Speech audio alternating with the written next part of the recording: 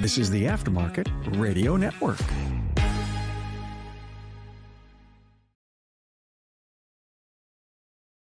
Welcome to another episode of Speak Up Effective Communication. The title of our episode today is Just Call Your Client. I know we're giving you the takeaway in the title, but I know our listeners are going to stick around for our guest today, who is none other than Hunt Demarest, host of Business by the Numbers, my colleague here at the Aftermarket Radio Network, CPA, ABV, author. You got a lot of good stuff going for you, Hunt. Thanks for joining me. A little bit of everything, right? Appreciate having me on, Craig. Oh, man, this is great. I will give some context into why I wanted to have this conversation specifically with you here. But I also have a word of the day, as I do for each and every episode. And the word of the day today is gumption. Gumption is a noun, but we'll go ahead and define that word for you after we hear a word from our sponsors. Looking to take your shop to the next level of quality service, team culture, and overall profitability? At the Institute, we provide personalized coaching that aligns with your goals of financial stability, excellent customer service, and employee satisfaction. Our priority is helping you establish significant and sustainable progress. We work with you to create strategies that reduce the stress of running your business, improve your quality and performance, and optimize your profitability. Experience the benefits of professional coaching by visiting wearetheinstitute.com/business-assessment. Hey friends, as you know, I'm a proud member of the AutoFlow team, and let me tell you, we've changed how business is done for auto shops everywhere. We support your client experience before, during, and after the work is done. Imagine this. Timely updates sent directly to your clients, branded digital vehicle inspections, and seamless communication from start to finish. That's why shops love AutoFlow. And hey, with those 5-star reviews rolling in, you'll wonder how you ever managed without us. Take an important next step and take your auto shop to the next level. Visit www.autoflow.com. Get on board with an AutoFlow trial. Are you ready to meet your perfect auto repair shop management software partner? Well, say farewell to the days of transactional relationships and hello to a true partnership that elevates your business. The #1 all-in-one solution is AutoLeap. You're not just getting software, you're gaining a dedicated ally committed to your success. AutoLeap will help you sell more, save time, and delight your customers at every turn. From scheduling appointments to creating estimates, generating invoices, managing technicians, and seamlessly syncing with QuickBooks to keep your records updated. Experience the difference a true partnership makes. Visit AutoLeap.com and book a demo today. AutoLeap, your trusted partner for success. Want to see your auto repair shop thrive? Are you looking to drive more customers to your auto repair shop? Let ShopDog Marketing be your guide. Our customer-first approach, combined with AI-driven creative content, ensures top rankings. Dominate mobile-first and voice search with our specialized expertise. Reach out to ShopDog Marketing today and start growing your business. Don't miss out on this chance to boost your business. Visit shopdogmarketing.com.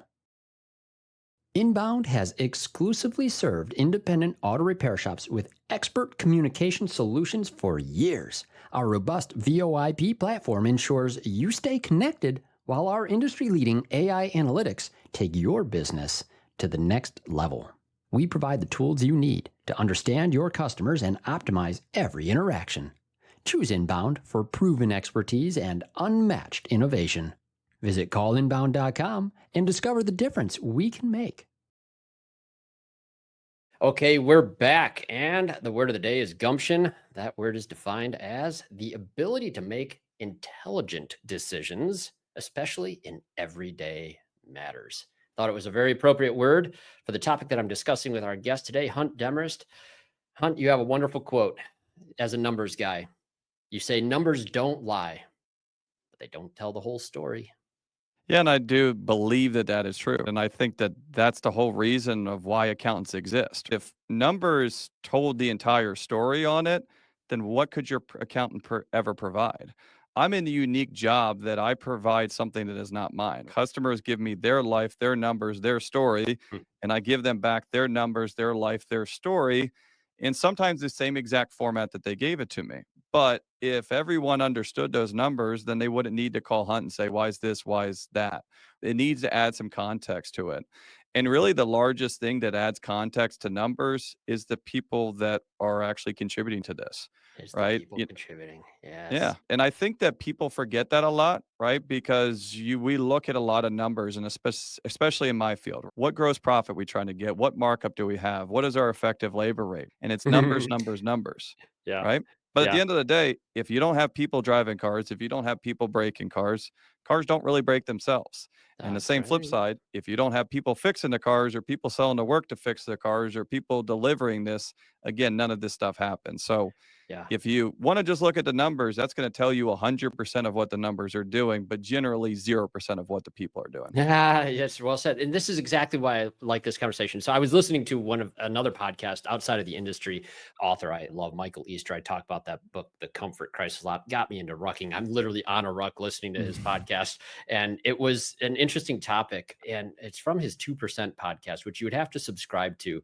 The principle, the title of that episode I was listening to was Just Call the Vatican, and he told a brief story about how he had to get some information about how much the Pope makes, and his guidance from a senior editor, I guess, at the time was, if you want to find that out, just call the effing Vatican. Mhm. And that was the gist of the takeaway. It was just a really short, good episode on the principle of like, all right, trying to do all this research, trying to get all this data, lining up all these facts and figures and information so I can write an eloquent article about a thing or something else, when it's really a very simple matter. Yeah. Just call. It's an awkward time to be recording this episode, as presently we have no pope. But the point is, what happened next was interesting to me because I'm on my walk. That was a short episode with Michael Easter. And of course, my Spotify algorithms understand what I listen to. An Aftermarket Radio Network podcast comes on. It's Hunt Demarest. It's episode 163, which was titled, Where Are My Customers? And I'm not a numbers guy. I listen to yours because episodes because I am not a numbers guy, and you make it sexy. You make it fun, you make it relatable, and that's the kind of stuff. If I were still running my family business, like, oh man, this would be an every week listen for sure because there's so many things I get out of it. So I'm thinking like, okay, we're gonna try to focus on numbers for a minute on my walk, is what I'm thinking. But this wasn't about numbers at all. It was an episode about what to do with data when something is starting to numbers indicated something. It's like an alert. I've been talking a lot about notifications, alerts, trying to reduce those in my life, but the ones we should be listening to are data driven, and then what we do with it next. And the takeaway in your episode, just like the one I had just heard before, just call your clients. Can't make this stuff up. I'm on this walk. It's like, yes, it's like this thing slapping me in the face here. And I'm imagining you in many consulting calls, and tell me if this is true, where you are expected to tell someone what all of the numbers mean based on your experience. And you have to give them advice that's a little more simple. Is that how it goes? And I think the big thing about this too is sometimes people are kind of asking me as two different things because a lot of times people are asking me as an accountant that I've seen and, dealt with, hundreds, thousands of other shops. But also, if you think about this, I'm a fellow business owner. And so I have a different perspective in that aspect. And then, I do a lot of my own work on my own vehicles, but I'm also these guys as customers, right? So my clients work on my cars. And so I'm giving them kind of different, opinions based on what it is. And I think that's really important because if you get all of your advice from an accountant and you have an accountant hat on it, you're going to get accountant advice. Are you going to make money? Yeah. Is it going to have the most flavor? Probably not. If it's not about making money, we're not going to do it. And that's where you have to look at it from the business owner side of like, hey, there's a culture here. There's people involved on this. Then you look at the customer side of any business that is absolutely bottom line driven will not be a probably long-term sustainable business, right? Look at a long-term industry kind of standard out there. It's not the most expensive. It's not the most profitable. It's the most consistent and generally the most consistent on customer service.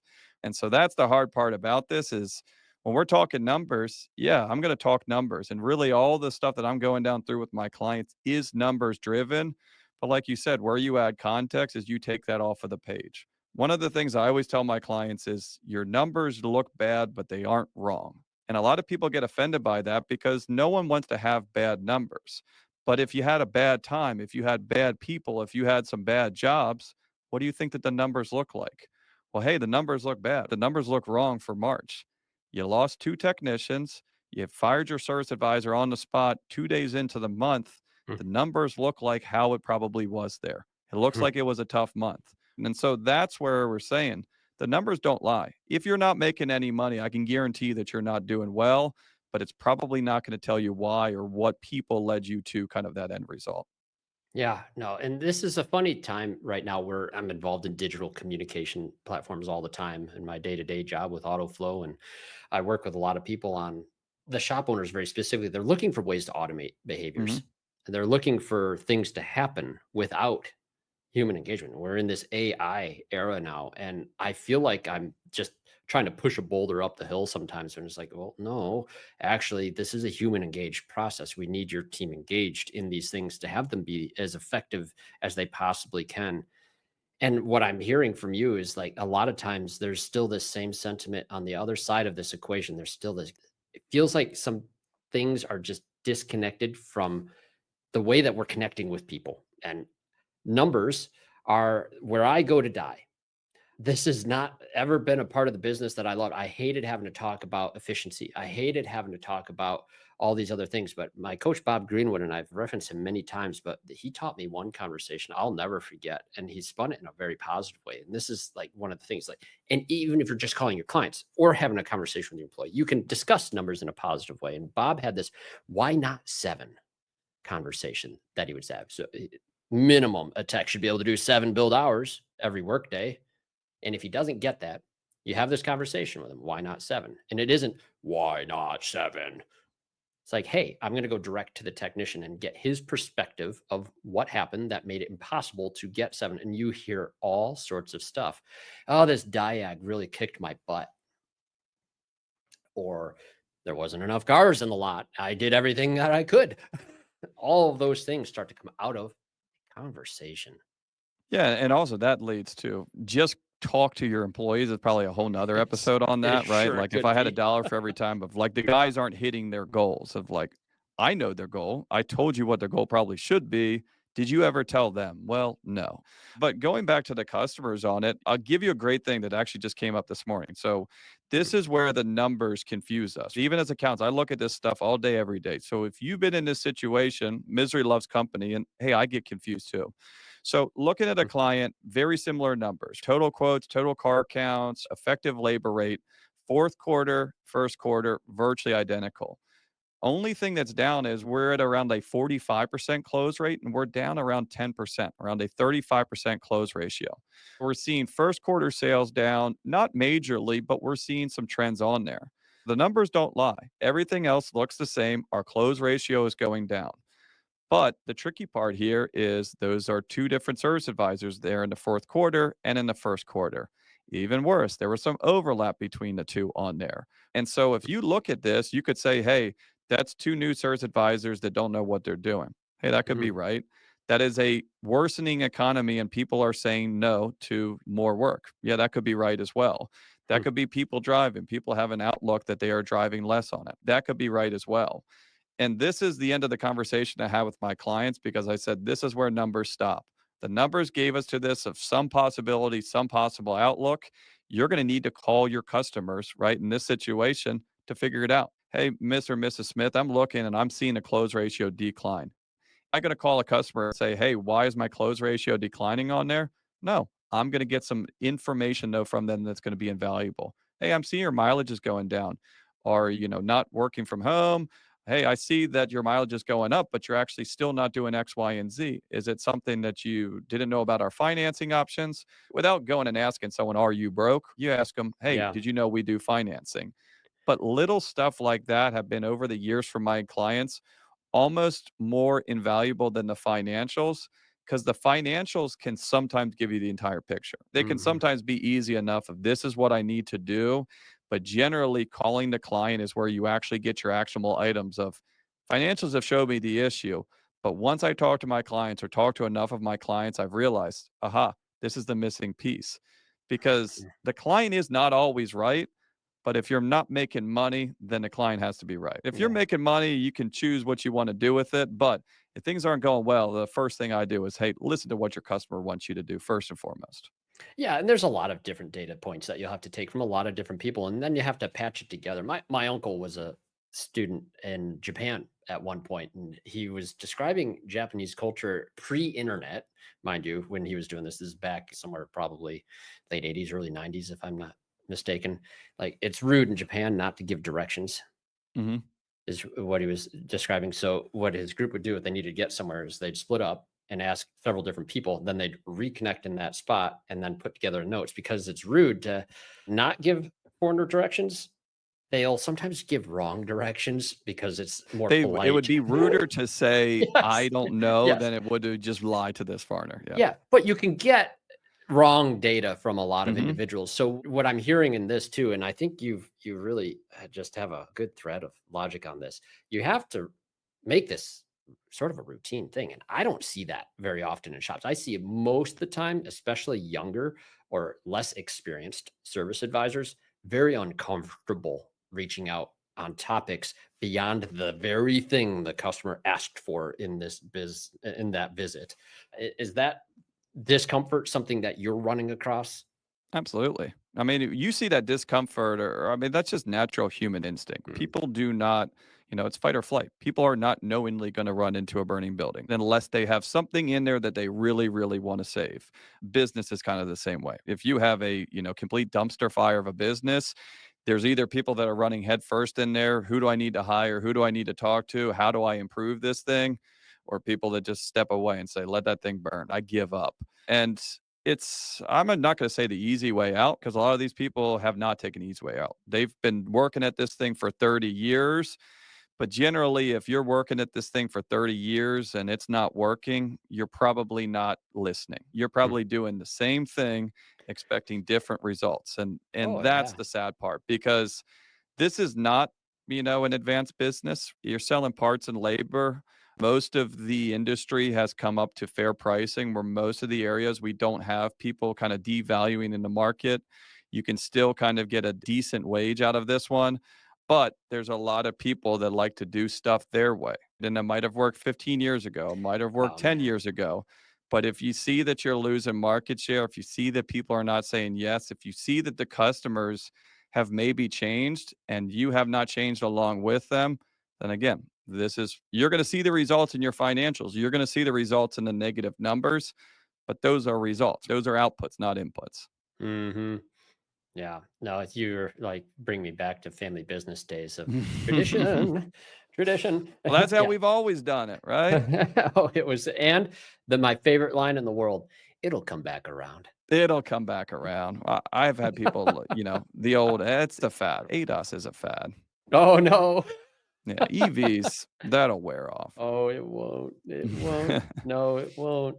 It's interesting because different demographics are going to respond differently. And that's what I liked about episode 163 as well. You had a very specific client. He was serving a lot of government workers, and you were Yeah, not shy about indicating how that may be affecting things more today. yeah.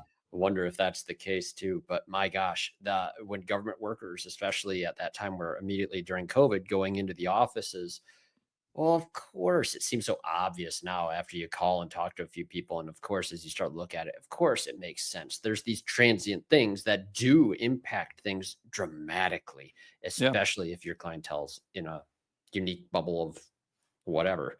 Yeah, and I think also the thing about it too is like you mentioned before, it is helpful to look at other industries, because if Mm, you only look at this industry and you only look at how people talk about how people analyze it, you're going to get kind of one train of thought. And where the kind of idea came on that episode was, again, data, but data points that other industries measure. And like I think in that episode I used the example of like restaurants maybe, or I've used this one in the past. mm, Restaurants always measure this stuff. How many people are coming in? How often are they coming in? How many times are these tables turning? And ultimately, that data is the same as what we see end up as average repair order. But that would be going to a restaurant and saying, hey, we know how many tickets we had and we know how much each of those tickets were. But that's the extent of what they're measuring. They're not looking at, hey, why did that customer used to come to us 3 times a year and they're only coming to us 2 times a year? Hey, mm. why when that customer came in, were they, this would be a different one. Why were they walking 5 miles in between each visit? And now they're only walking 2 miles. Restaurants get so much data on stuff behind that because that's how they know that they improve the output. Hey, the way that we improve our overall sales has nothing to do with trying to sell more to them when they're in here. We need to figure out why they're not coming in here more. Now, for automotive repair, it's a little bit different because you're not like, oh, my stomach hurts, I should probably change the oil in my car. So a lot of that is, again, much more data driven. Yeah. When my car gets to this certain point, it's going to yell at me and say, hey, Craig, go get your oil changed. And so again, then you need to back up even Those more. lights don't mean anything. Well, now, people always ask like, wait, why are all the dash lights up? It's like, because when it just shows you that oil light, you thought it was fine. So, usually now they light up with a Christmas tree. But still, it's like, hey, these people are in these cars. These people know that this stuff needs to get repaired. Why are you stretching your oil change out to 7,000 when you used to be here every 4,000? There is a lot of different theories that could be true. And for each customer, they could be. The thing that you said that makes this really hard is numbers are easy. That's either a 5, a 3, or a 2. That's a 2 in English. That's a 2 in Spanish. Customers, you have to take it with a grain of salt. A bad customer giving you a bad review, is it really an actionable item? A good customer giving you a good review, again, is it really an actionable item as well? You're going to be living in the middle there, and it's subjective. And you have to be careful on that. But if this was easy, everyone would do it. Oh, yeah, an actionable item. And what is the action that we should be doing? I've talked on this multiple times. Like, all of our team members need to be focused on retention. Bringing the client back in again and again and again and again and again.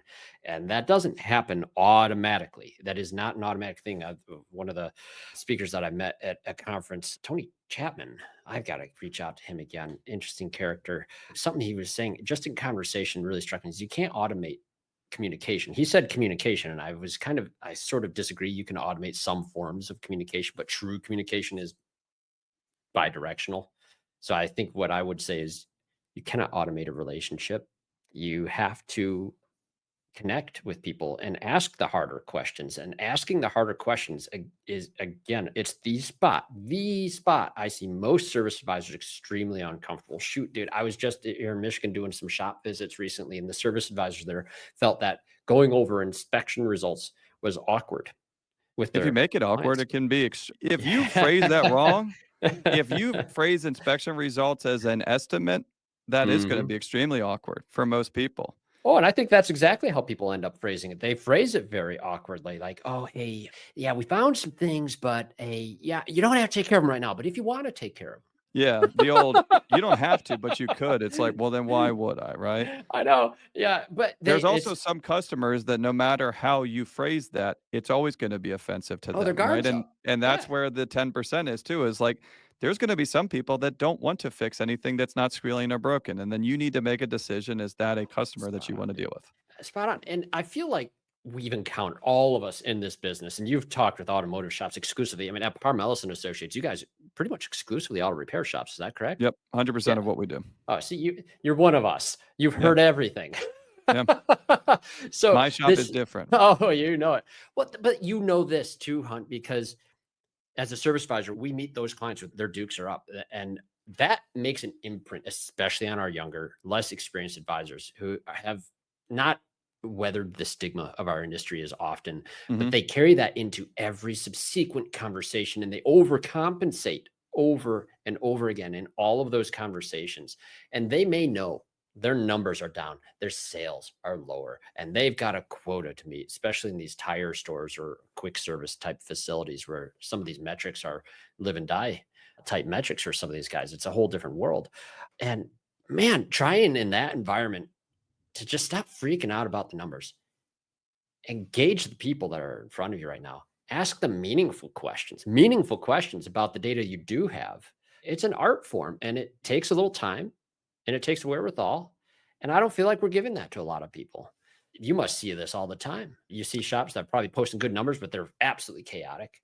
And also the thing about it is where people think there's direct relationships. So like one of the biggest fallacies I think is that close ratio has to do with pricing. Or raised our prices, close ratio came down. It's We do benchmarking and KPI for just about all of the data points that you can imagine in a shop. And unfortunately, for most people, there is not a direct relationship with any of this stuff. So if Wow. that was true, we would see a declining close ratio based on, labor rates, plus profit, or something like that.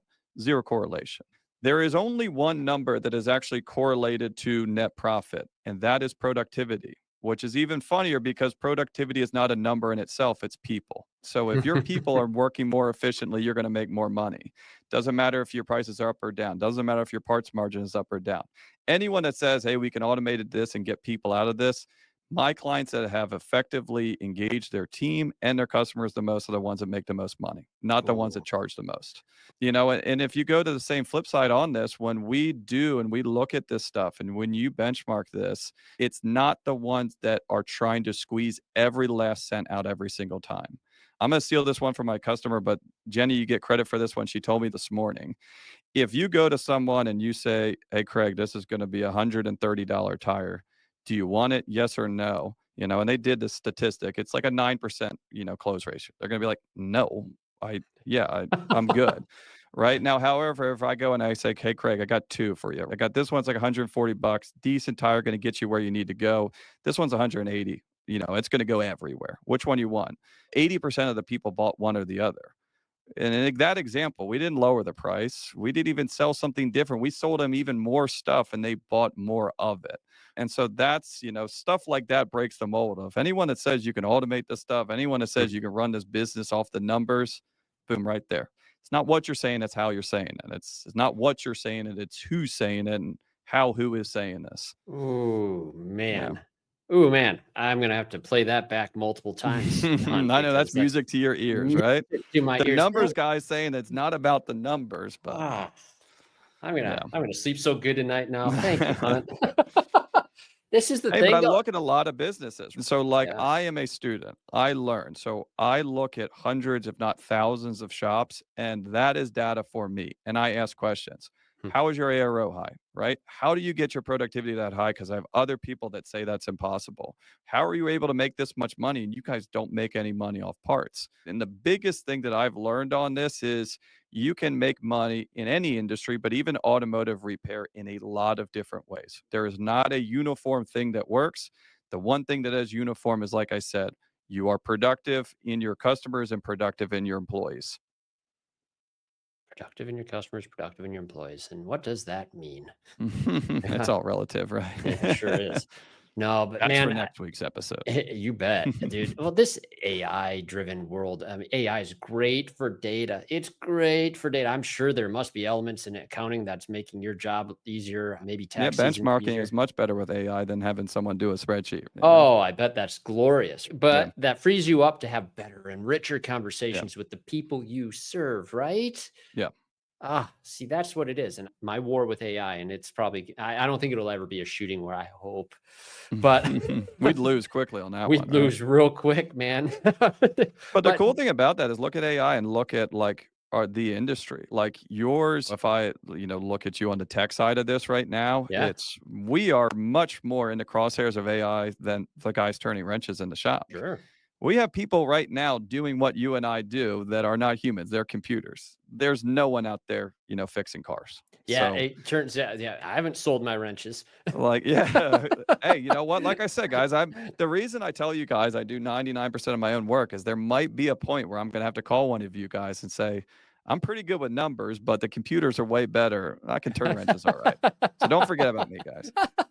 It's so funny. Yeah, no, professional services, you're absolutely right. I tell this stuff to my kids too. It's like, hey, you need a trade skill. You need to be good with your hands, but The more old than that learn to too. code. It's like, ugh, yeah, that's gone. Oh, I know. It's interesting. I think it'll always be a skill, but you have to be really good at the skill. And that's why the emphasis is on communication skills too, because in my opinion, my strong opinion on this, those who communicate the best will continue to do the best in whichever field they are in.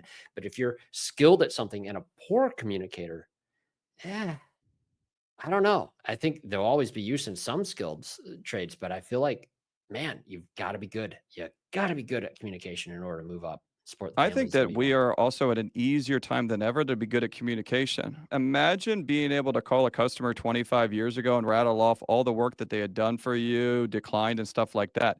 Yeah. You would have to be a very, very, very good service advisor because you'd have to take good notes, have good organizational skills.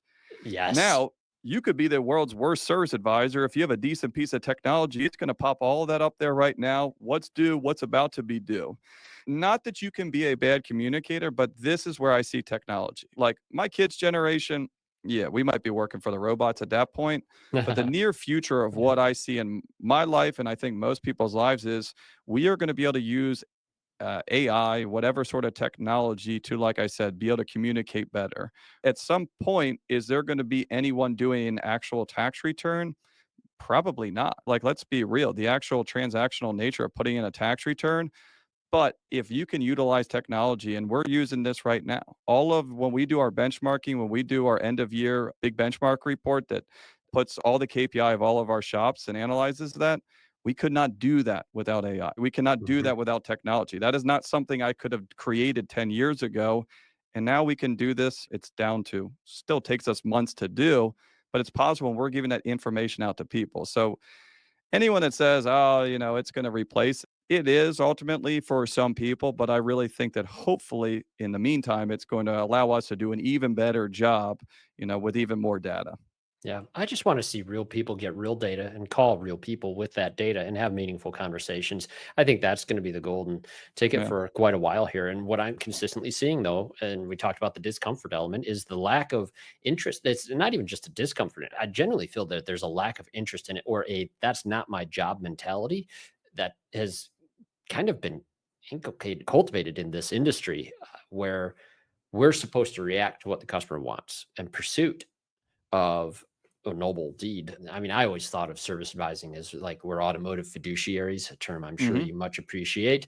Yeah. We are looking out for their best interest with their vehicle. All of our recommendations would be originated on, and I don't find that to be an awkward position to enter the discussion around an inspection. I find it a very easy thing because I've communicated it very clearly. And Bob Greenwood, my coach, taught me the difference between clients and customers. And the title of this podcast is Just Call Your Clients. It doesn't say just call your customers.